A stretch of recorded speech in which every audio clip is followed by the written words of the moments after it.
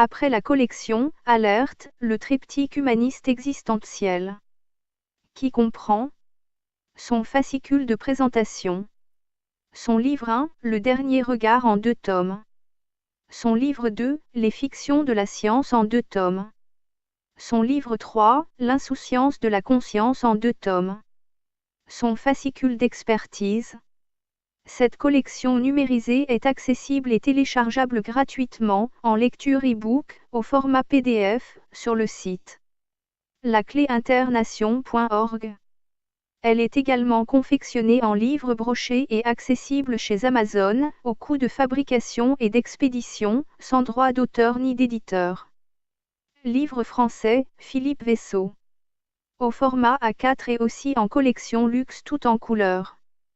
À un tarif promotionnel, actuellement, au quart du tarif en librairie. Et également la seconde collection. Les populations esclaves. Son livre 1, Économie. Son livre 2, Entité. Son livre 3, Science. Son livre 4, Social. Son livre 5, Spiritualité. Cette collection numérisée est accessible et téléchargeable gratuitement, en lecture e-book, au format PDF, sur le site lacléinternation.org. Elle est également confectionnée en livre broché et accessible chez Amazon, au coût de fabrication et d'expédition, sans droit d'auteur ni d'éditeur. Livre français, Philippe Vaisseau. Au format A4 ou en livre de poche. À un tarif promotionnel, actuellement, au quart du tarif en librairie. Nous vous proposons maintenant le dernier ouvrage, Humanoïde du même auteur-éditeur. Vous pensez tout savoir sur le fonctionnement de la société humaine? Vous allez avoir des surprises. Vous voulez connaître comment la société humaine est organisée. Pourquoi elle est organisée de cette manière? Par qui elle est organisée? Pour qui elle est organisée? Quelles sont les finalités d'une telle organisation? Les réponses à toutes vos questions se trouvent dans ce dernier ouvrage. Humanoïdes. Chapitre 31. Des coopérations suspectes. Des délégations extérieures. Dans le cas d'une dérive incontrôlée des agissements humains, toujours plus impactants sur la santé de notre planète, se dessinerait-il une prise en main par des sociétés extérieures plus évoluées? Une délégation d'extraterrestres pourrait rapidement comprendre le niveau évolutif des humains et leur dangerosité constatable à partir de leur propre environnement. Il est concevable que des entités comprennent immédiatement où se situe notre niveau intellectuel sur une échelle évolutive, par laquelle eux-mêmes seraient déjà passés. Ne serait-il pas plus simple d'informer les populations? Elles seraient sans doute en mesure de comprendre que des changements d'orientation dans la vie humaine s'avéreraient indispensables. Par contre, si les responsables s'aperçoivent qu'à court terme ou déjà actuellement ils ne sont plus les maîtres de la situation, alors il devient compréhensible que leur silence soit indispensable. Peut-être ce silence leur est-il tout simplement imposé, par des entités collaboratives qui auraient déjà pris le pouvoir. Les avancées technologiques extravagantes et exponentielles auxquelles nous assistons en seraient peut-être les prémices. Des schémas sembleraient avoir été envisagés dans le cas d'une invasion massive. L'humanité devrait-elle s'y préparer?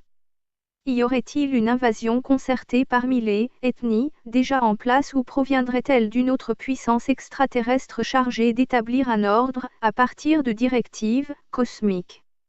L'ordre mondial qui semblerait vouloir s'établir, ou peut-être est-il déjà réalisé, en serait-il la conséquence irréversible?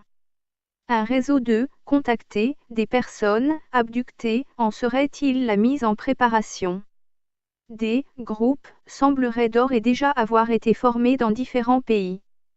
Des réseaux sociaux seraient peut-être déjà prêts à intervenir pour la mise en place de mécanismes d'intellectualisation à grande échelle. Des modèles opératoires d'intervention seraient, semble-t-il, déjà élaborés. Les schémas interventionnistes pourraient être assez drastiques en cas de résistance de nos responsables, par une prise de pouvoir progressive, mais inéluctable.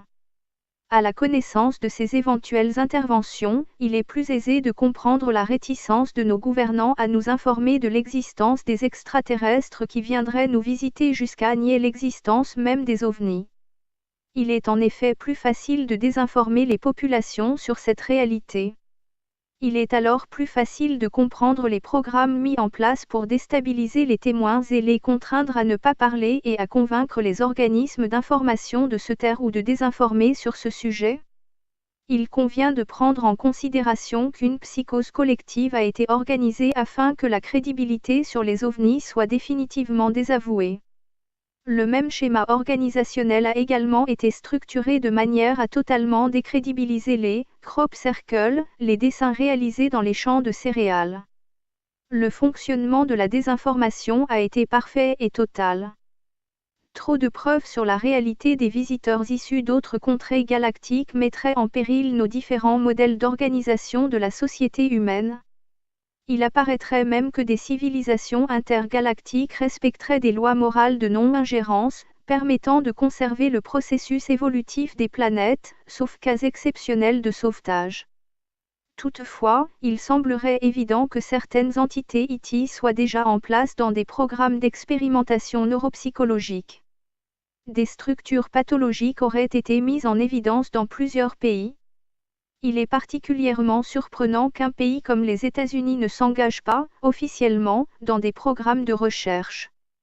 Il serait apparemment judicieux de pouvoir déterminer des plans de survol des engins à partir des témoignages.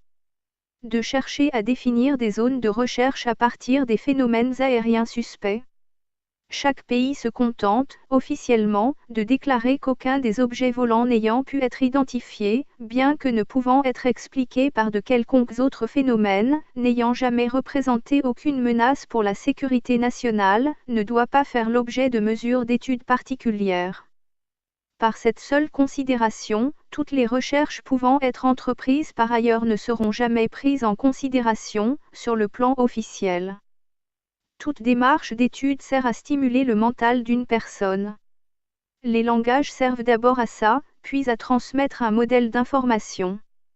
Le langage mathématique qui utilise des idéogrammes et quelques caractères particuliers est destiné à être lu, à partir de formules, d'expressions et de propositions. La musique, qui est le seul langage international, est une succession de signes et de valeurs convenues. Ce sont des concepts. Les dessins réalisés dans les champs de céréales seraient également d'autres concepts. Les hiéroglyphes et les écrits cunéiformes sont autant de concepts différents. Chacun de ces concepts est destiné à favoriser un développement particulier du mental humain. Ils sont des transmissions de transformation des modèles destinés à informer. Un autre concept concernant l'organisation actuelle de nos sociétés s'appelle la désinformation. Tous les moyens mis en œuvre sont bons pour pouvoir manipuler les opinions. Des voies de recherche sont interdites. Des niveaux de dissimulation sont organisés. Tous ces concepts ne vont pas dans le sens d'une entente entre les peuples ni vers une conscience collective pour l'humanité. La connaissance ne doit pas être un domaine réservé à une élite, fût-elle scientifique. S'agirait-il d'une caste au service d'une autre caste gouvernante ? Un dossier public, numéro 6751 du FBI, stipule. Certains ovnis seraient guidés par des équipages et d'autres seraient téléguidés. 2. Le comportement de leurs occupants paraît être pacifique. 3. Certains d'entre eux ressemblent aux humains. 4. Leurs origines sont diverses. 5. Leur planète serait interconnectée avec la nôtre. 6. Le corps des visiteurs et la matérialité de leur vaisseau se réaliseraient automatiquement dès leur entrée dans le niveau vibratoire de notre matière dense. 7. Les ovnis possèdent un type d'énergie radiante susceptible de désintégrer un appareil qui leur serait hostile. Ils peuvent apparaître et disparaître à volonté de notre champ de vision. 8. Leur zone est circonscrite par une origine métaphysique. 9. Il convient de traiter ces visiteurs du mieux possible.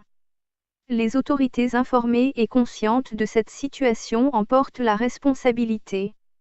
L'étude cosmologique suffit à démontrer la thèse qui définit que le développement de la vie dans l'univers est aussi infini, dès l'instant où les conditions de son développement sont requises.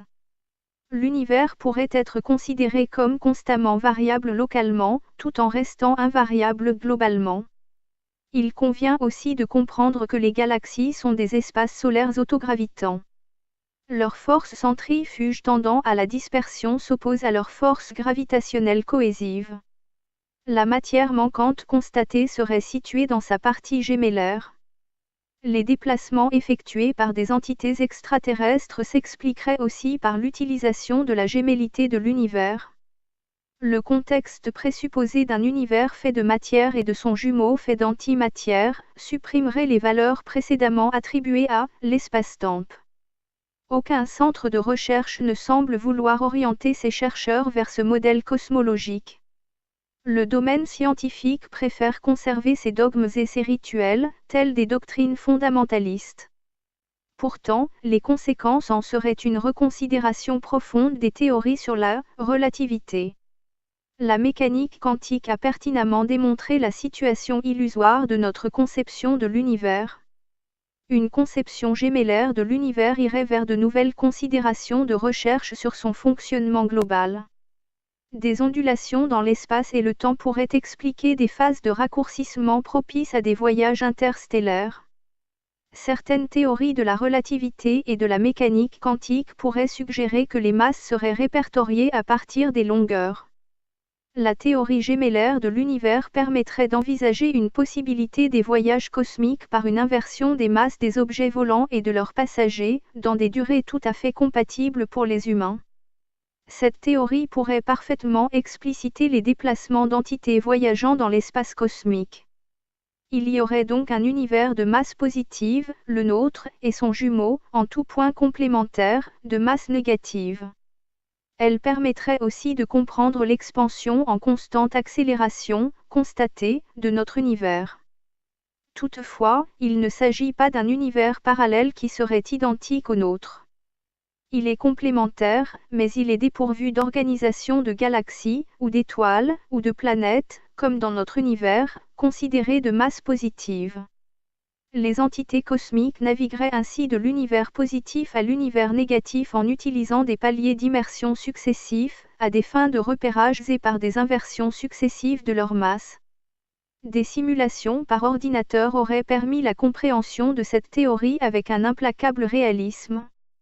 Des variations de valeur. Cela pourrait préconiser un lien entre une valeur et la variation d'une autre valeur. Cette hypothèse pourrait suggérer que des aéronefs hyperspatiaux pourraient se passer d'énergie en utilisant l'énergie matière-antimatière des espaces gémellaires utilisés. Des lois physiques incomprises autoriseraient à ces objets célestes de pouvoir utiliser certains systèmes de propulsion inconnus. Les ovnis produiraient et utiliseraient leur propre champ de gravitation. Ils produiraient un champ identique au champ gravitationnel terrestre, mais en décalé. Un autre type d'énergie appelé électromagnétisme scalaire, mis en évidence par des équations mathématiques, suggère que l'univers développerait d'énormes quantités d'énergie dont le spectre visible ne constitue qu'une très faible partie. Il serait une extension de l'électromagnétisme incluant la gravitation. Or, il s'avérerait qu'en chargeant la structure électromagnétique scalaire d'un objet, il serait aussi chargé gravitationnellement. Un objet volant qui utiliserait cette particularité gravitationnelle serait propulsé hors de la planète et engendrerait des effets sur le temps, par effet de résonance scalaire. De ce principe, il ressort qu'une masse est un accumulateur d'ondes scalaires et donc de résonance scalaire. Chaque objet est alors doté d'un modèle scalaire individuel. Il peut agir en émetteur d'énergie ou en extracteur d'énergie. L'électromagnétisme scalaire serait à la base des nouvelles technologies antigravitationnelles et des nouvelles armes développées par les grandes puissances, en éventuelle coopération avec des entités IT. Ces nouvelles considérations sur le fonctionnement de l'univers pourraient peut-être expliquer les brutales accélérations des ovnis lorsqu'ils sont poursuivis. Il a été calculé que leur vitesse d'accélération pouvait passer de 2 à 3 G à plus de 40 G en une fraction de seconde. Un humain n'est capable de ne supporter qu'un maximum de 8 G d'accélération en vol. Il nous faut alors définir comment il est possible que les passagers de ces vaisseaux extraplanétaires puissent supporter ces variations de vitesse sans dommage. Quels sont les dispositifs internes à leurs habitats qui leur permettent de supporter ces extravagantes accélérations? Les repères de temps s'effacent et se modifient lorsque les repères de nuit et de jour sont supprimés. Notre inconscient est plus rapide dans la prise des décisions que notre conscient, qui lui, fait appel à l'analyse. Notre rapport à l'univers ferait plus partie de notre inconscient que de notre conscient. L'univers se comporterait-il comme une entité? Son étude pourrait nous laisser entrevoir que son développement suivrait un modèle de développement global où toute l'organisation du vivant pourrait se reconnaître. La théorie du tout en tout nous permettrait de considérer que chaque élément, dans l'univers, serait en coordination totale avec lui-même. Notre modèle d'évolution. Notre humanité pourrait être parvenue à un niveau d'évolution nous exigeant à entrer en contact avec d'autres civilisations intergalactiques. Existerait-il une fédération intergalactique de nations stellaires intellectuellement surévoluées? Des écritures en hiéroglyphes inconnus auraient été observées à l'intérieur et à l'extérieur des habitacles ovnis. Ces adhérents, ainsi hyper évolués spirituellement, ne pourraient être que de nature pacifique. Dans le cas contraire, leur civilisation n'aurait pas survécu. Serait-il animé par des projets d'observation, d'études, de coopération et d'échange avec d'autres créatures, qu'elles seraient susceptibles de rencontrer et d'aider? Encore faudrait-il que les civilisations rencontrées en aient le désir, la volonté et les compétences pour être capables de les accueillir et de les comprendre. Des informations, extrêmement troublantes, feraient mention de vaisseaux énormément volumineux, de gigantesques stations, qui sillonneraient notre espace planétaire, entre autres. Les appareils volant à proximité immédiate des planètes seraient beaucoup plus modestes dans leur volume. Ils permettraient de pouvoir mieux visiter sans perturber, avec toutefois une autonomie restreinte. Ils seraient peut-être chargés d'évaluer les niveaux d'évolution des espèces vivant sur les planètes visitées. À partir de ces niveaux constatés, ils pourraient participer à différentes phases d'approche ou de contact ou de mise en condition. Les dessins dans les champs de céréales en seraient peut-être une autre manifestation. Des rôles leur seraient, pourquoi pas, dévolus à une unification spirituelle de nouvelles civilisations jugées aptes à participer à des échanges de technologies et de connaissances globales en relation avec le tout de l'univers. Le commandement US de l'espace, qui est chargé de la localisation d'objets se trouvant dans un espace prédéfini, aurait identifié plusieurs milliers d'objets en déplacement, situés en dehors de l'atmosphère terrestre. Le NORAD est un réseau chargé d'identifier tous les objets transitant dans l'espace aérien de la planète. Tout objet détecté est surveillé pendant son approche. En cas d'atterrissage, des équipes spécialisées d'intervention sont immédiatement diligentées sur la zone repérée. Le secteur est alors isolé afin que le public éventuel soit écarté et non renseigné. Tous les hauts responsables de l'OTAN connaissent les protocoles devant être appliqués en cas d'interception d'un OVNI.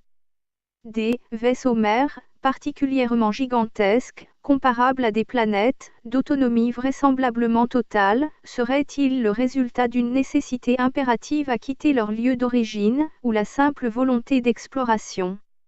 Ces espaces habités seraient-ils conçus comme des modèles de conscience? Leur matérialité s'apparenterait-elle bien à de l'objet physique ou une harmonie côtoierait le spirituel? Des civilisations interstellaires. Il est maintenant avéré que des civilisations interstellaires existent et qu'elles parcourent l'univers à la découverte d'autres entités capables de les accepter et de partager leur niveau de développement technologique et mentaux. Quelle devrait donc être notre attitude à leur égard? De 1960 à 1981, un projet nommé ISIS, émanant du KGB, concernant des recherches archéologiques, réalisées par des chercheurs russes en Égypte, aurait permis de mettre au jour la tombe d'une entité extraterrestre, dont l'origine remonterait à 13 000 années. Ce projet aurait également permis de mettre en évidence le rôle de prisme des pyramides, concentratrices d'énergie. Elle pourrait avoir la particularité de transformer les ondes cosmiques. Elle pourrait avoir aussi un rôle de balise de navigation interplanétaire. À la suite de ce projet, un grand nombre de chercheurs de très haut niveau de la Russie se seraient rendus en Égypte et y auraient disparu. Y aurait-il des lois de comportement à travers l'univers? Il est apparemment difficile de concevoir que des entités, d'aspects différents, de conceptions de civilisations différentes, pourraient ainsi s'accorder sur une stratégie de consensus, dans le respect des différences. Le brassage engendrerait, peut-être justement, une nécessité d'évolution de chacune de ces civilisations vers un niveau de complémentarité. Toutefois, il se pourrait que certaines entités, pour quelque raison qu'ils soient, transgressent les lois de l'entente universelle. Il semblerait que cela soit justement le cas sur notre planète où des entités apparaîtraient coopérer avec de hauts responsables militaires dans quelques pays. Certaines de leurs intentions, peut-être douteuses pour nous, pourraient être à l'origine des désordres constatés et allant en s'amplifiant sur notre Terre. Les contacts pouvant être établis avec des entités IT apparaissent quand même aléatoires à grande échelle. Nos concepts d'organisation sociale, de connaissance, de comportement, de croyance, d'économie, de philosophie, d'énergie, seraient des considérations à réviser rapidement, si nous désirions accéder sans risque à leurs niveaux évolutifs. Des centaines de milliers de civilisations partagent certainement les concepts universels d'organisation des civilisations évoluées. Est-ce de la science-fiction, de la simple fiction, de la simple science ou tout simplement des fictions de la science? Quel serait le principe d'universalité des civilisations extraterrestres, la réciprocité, l'assistance? L'utilisation d'une énergie gratuite et libre appelée énergie cosmique. Des dispositifs permettant une utilisation de cette énergie auraient déjà été testés avec succès. Nikola Tesla avait lui aussi réalisé un moteur auto-alimenté à production d'énergie libre et gratuite. Ces procédés s'appelleraient l'électrogravitation. Les interférences avec des sociétés en besoin d'évolution se font elles par l'approbation. La souveraineté, le libre arbitre, seraient-ils respectés dans les processus d'aide à l'évolution? Aurait-il un rôle de protection envers des civilisations évaluées en danger? L'avance technologique de nos visiteurs a surpris beaucoup de responsables de l'espace aérien. Ils se sont souvent montrés très prudents lorsqu'ils faisaient l'objet de tentatives d'interception par des avions militaires. Pourtant, un appareil inconnu, de 18 mètres de diamètre ayant entré dans l'espace aérien de l'Afrique du Sud, le 7 mai 1989 à 13h45, aurait été abattu par un Mirage équipé d'un canon laser expérimental. L'appareil et ses occupants auraient été récupérés par des militaires américains qui les auraient transférés dans une de leurs bases secrètes afin d'études. Un des occupants blessés aurait été évacué, en lieu sûr, pour y être soigné. Cet appareil, parmi d'autres dizaines sur le globe, aurait permis une étude de rétro-ingénierie qui aurait abouti, entre autres, pour l'humanité à entrer dans l'ère informatique par les microprocesseurs. Des coopérations avec des extraterrestres auraient permis également d'avoir connaissance d'un élément chimique, super lourd, appelé élément 115, ou générateur antigravitationnel. L'élément 115, la clé vers la compréhension de la façon dont les Black Project auraient créé la propulsion par antigravitation a été identifiée et la découverte récente de l'élément 118, qui se désintègre en élément 114, ouvrirait aussi d'autres pistes. L'attribut le plus important de cet élément plus lourd et stable est que l'onde de gravitation B y est si abondante qu'elle se prolonge réellement au-delà du périmètre de l'atome. Ces éléments plus lourds et très stables auraient littéralement leur propre champ de gravité A autour d'eux, en plus du champ de la pesanteur B, qui est intrinsèque à toute la matière. Aucun atome naturel sur Terre n'a assez de protons et de neutrons pour que l'onde cumulée de gravitation A prolonge la gravitation au-delà du périmètre de l'atome. Maintenant, quoique la distance à laquelle l'onde de gravitation se prolonge au-delà de ce périmètre soit infinitésimale, elle est accessible et elle a une amplitude et une longueur d'onde, comme n'importe quelle autre onde dans le spectre électromagnétique. Une fois que l'on peut accéder à cette onde de gravitation A, on peut l'amplifier comme nous amplifions d'autres ondes électromagnétiques. De façon similaire, les ondes gravitationnelles sont amplifiées et dirigées de manière à causer les distorsions de l'espace-temps désiré. Cette onde de pesanteur amplifiée serait si puissante que la seule source naturelle de pesanteur qui pourrait faire se tordre l'espace-temps de telle manière serait un trou noir. Nous synthétisons des éléments plus lourds et instables en employant des éléments plus stables comme cible dans un accélérateur de particules. Nous bombardons alors l'élément cible avec diverses particules atomiques et subatomiques. En faisant ceci, nous forçons réellement des neutrons dans le noyau de l'atome et fusionnons dans certains cas deux noyaux différents. À ce moment, la transmutation se produit, faisant de l'élément cible un élément différent et plus lourd. La durée pendant laquelle un élément existe avant qu'il ne se désintègre détermine sa stabilité. Les atomes de certains éléments se délabrent plus rapidement que les atomes d'autres éléments, ainsi plus un élément se délabre rapidement, plus l'élément est considéré comme plus instable.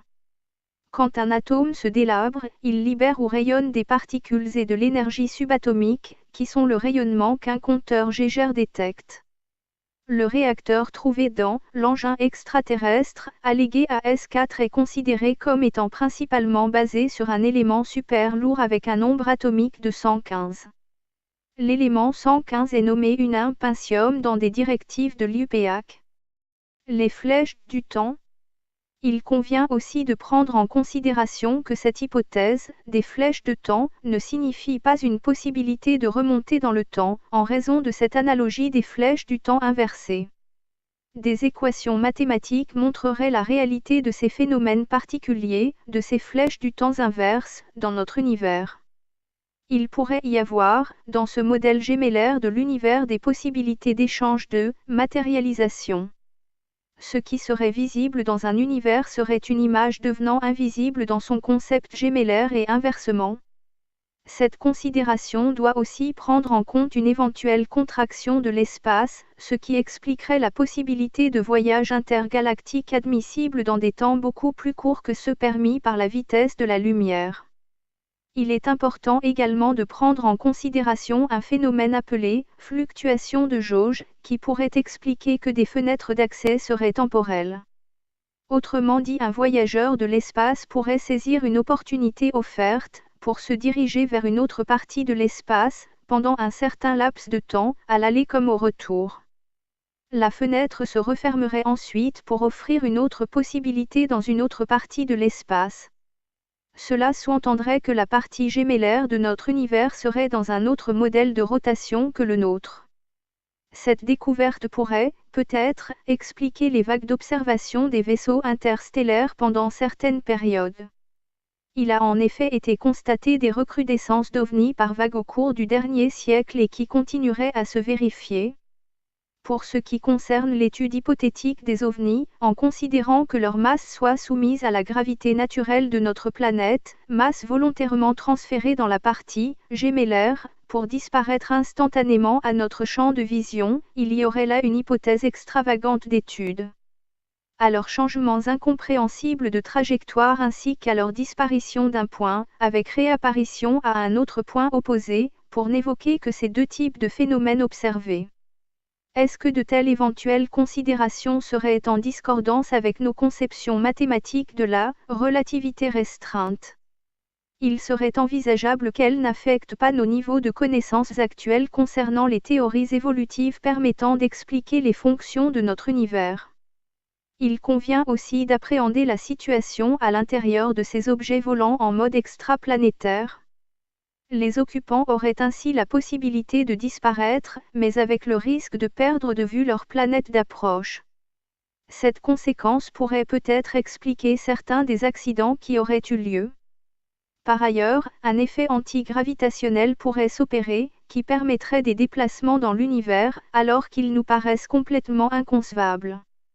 Évidemment, tout ne peut être expliqué aussi facilement, en ce qui concerne les technologies utilisées par ces éventuels extraterrestres.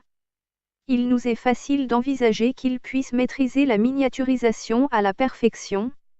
Le revêtement enveloppant leur vaisseau semblerait plus correspondre à une peau intelligente, si l'on prend en considération certains témoignages, plutôt qu'à une structure. Nos derniers avions, pourtant bourrés d'éléments permettant de modifier leur portabilité, par exemple, en raison des contraintes rencontrées et dont nous sommes si fiers, passeraient pour de vulgaires brouettes en comparaison avec des voitures de Formule 1. Une alternance rapide de ces effets de masse pourrait être l'explication à leurs aspects de lévitation si souvent observés. Dès 1947, les hauts responsables militaires des USA auraient été confrontés à des épreuves concrètes, où l'origine des ovnis devenait sans équivoque. Aussi, les militaires américains auraient-ils approfondi des recherches en MHD, abandonnées par le secteur privé, privé de capitaux, et ceci en totale discrétion. Ils auraient, entre autres, réalisé le projet Aurora, ainsi que des torpilles utilisant le procédé MHD. À titre d'exemple, ce type de torpille se déplacerait à plusieurs milliers de km/h, sous l'eau, le mode de désinformation totale, sur tous les programmes de recherche, permettant de tout cacher, aura parfaitement fonctionné.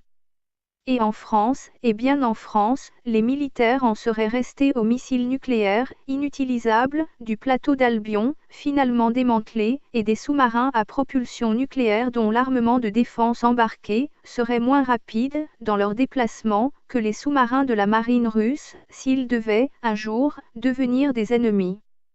Dans les faits, la France, mais aussi la communauté européenne a tout simplement une bonne trentaine d'années de retard sur les technologies actuellement utilisables par les États-Unis. La désinformation a été si importante et si conséquente qu'il semble qu'aucune autorité d'aucun pays ne soit plus en mesure de pouvoir faire marche arrière pour révéler la vérité. De nombreux films de science-fiction ont été réalisés avec le seul objectif de pouvoir discréditer toute tentative d'information objective. Le dossier Aurora démontre que cet appareil peut actuellement voler en limite de stratosphère à de très grandes vitesses avec un couplage de plasma situé sur les bords d'attaque, par une ionisation partielle de cet objet volant parfaitement identifié. Cela rend cet avion absolument furtif et donc indétectable par les radars.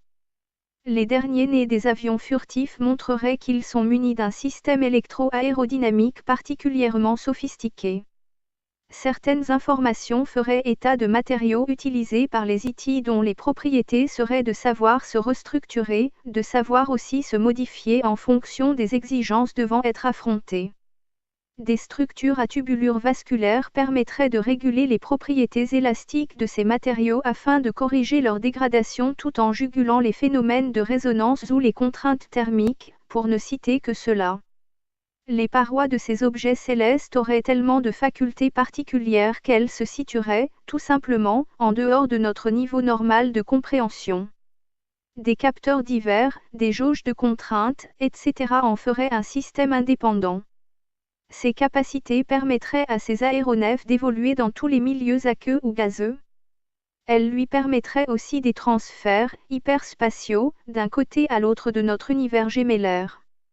Pouvons-nous comprendre, si nous admettons toutes ces éventuelles technologies, comment pourraient s'orienter ces appareils à travers les espaces gémellaires?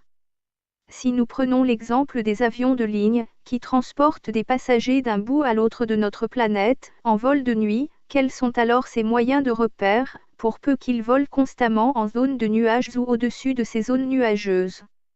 Un dispositif de balisage des zones survolées ainsi que la connexion avec les diverses zones de radar qui suivent sa trajectoire, lui permettent d'établir sa position, entre son point de départ et celui d'arrivée envisagé. Il pourrait en être de même pour les ovnis se dirigeant à l'aveugle au sein des galaxies. Des balisages stellaires leur permettraient, sans doute, d'établir une trajectoire précise. Le problème suivant, qui concernerait ces voyageurs stellaires, serait l'appréhension d'abord de l'environnement de la planète découverte, de ses structures atmosphériques et de la surface de ses sols. Puis viendrait l'identification des végétaux trouvés et des occupants éventuels correspondant ou non à un niveau évolué des espèces. Un grand volume d'informations devrait d'abord être analysé, avant d'entreprendre un éventuel positionnement sur le sol avec toutes les précautions d'usage, qu'il leur conviendrait de respecter. Selon certaines sources, il apparaîtrait que certains des visiteurs ne pourraient atterrir, que lorsque leur physiologie le leur permettrait. Ils auraient d'abord pour souci de se cacher, avant de chercher éventuellement à prendre contact avec des personnes isolées de préférence, pouvant correspondre à une possible identification de contact. Des grottes artificielles auraient, peut-être, été ainsi créées à la surface de notre planète, par des entités extraterrestres, cherchant d'abord à observer les autochtones que nous sommes, puis le cas échéant, à les aborder. Il convient de prendre en considération que les structures mentales des Iti, dont certains pourraient avoir plusieurs siècles d'existence d'avance, qui seraient dotés de technologies très avant-gardistes, par rapport aux civilisations rencontrées, devraient trouver les moyens d'adaptation pour pouvoir comprendre ces civilisations rencontrées. Nos sociétés terrestres seraient considérées comme instables, en raison de leurs divergences structurelles et culturelles, entre chaque modèle social, mais aussi entre chaque personne. Pourtant les modèles économiques, sur notre planète, sont approximativement équivalents dans leur conception, d'un point à l'autre. Alors, qu'est-ce qui gêne nos visiteurs ? Par contre, il nous faut aussi convenir qu'il ne nous viendrait pas à l'esprit de chercher à nous immiscer dans les processus évolutifs des autres espèces animales que nous côtoyons. Nous avons également compris qu'il ne nous fallait pas interagir avec certaines des populations autochtones beaucoup trop éloignées des sociétés occidentales. Toutefois, cela ne pourra pas se réaliser sans une prise de conscience et que nos rapports soient en synergie avec l'ensemble de l'univers. Un modèle d'évolution en synergie est souvent observé entre notre organisme et les virus qui l'habitent. Lorsque cette synergie n'existe pas, nous sommes confrontés à la situation de devoir combattre les intrus. Nous pouvons alors nous interroger sur le rôle que prévoient d'entreprendre les Iti qui viennent à notre rencontre. Certaines de ces délégations d'Iti auraient-elles pour première approche de sensibiliser l'espèce humaine à la réalité de l'existence de civilisations largement plus évoluées. Pour seconde approche de mesurer les niveaux évolutifs déficients. Enfin d'interagir dans des programmes communs pour une évolution pluriculturelle. Il nous faut toutefois convenir qu'une telle démarche n'est pas envisageable à grande échelle, pour l'humanité. Certes, des contacts pourraient sans doute avoir déjà été établis. Leurs raisons n'apparaissent pas clairement définies. Des risques d'effondrement des diverses cultures, qui a jusque-là participé à l'évolution humaine est trop évidente, pour que de tels risques soient pris. Certes, nos technologies évoluent d'une façon exponentielle depuis quelques décennies. Il n'en reste pas moins vrai que les mentalités humaines, dans leur globalité, n'ont pas évolué depuis le Moyen Âge, même parmi les systèmes culturels paraissant les plus avancés de nos sociétés. Des inversions du champ magnétique terrestre auraient eu lieu à plusieurs reprises au cours des temps passés au niveau de notre Terre. Le champ magnétique protège notre planète des émissions de vent solaire, grâce à son noyau ferreux. La planète fonctionne comme une dynamo. Une inversion des pôles aurait pour conséquence de ne plus protéger la planète des effets néfastes des vents solaires pendant une période suffisamment importante pour supprimer toute forme de vie sur la Terre. Il serait supposé que ces inversions magnétiques pourraient avoir été provoquées par des objets à grande masse ferreuse passant à proximité de notre planète. Une prochaine inversion des pôles aurait été envisagée, dans un avenir très proche, par certains chercheurs. La recherche de solutions telles que les bombes à plasma, etc. aurait-elle pour vocation de protéger l'humanité contre des percussions d'objets volumineux, des inversions du champ magnétique.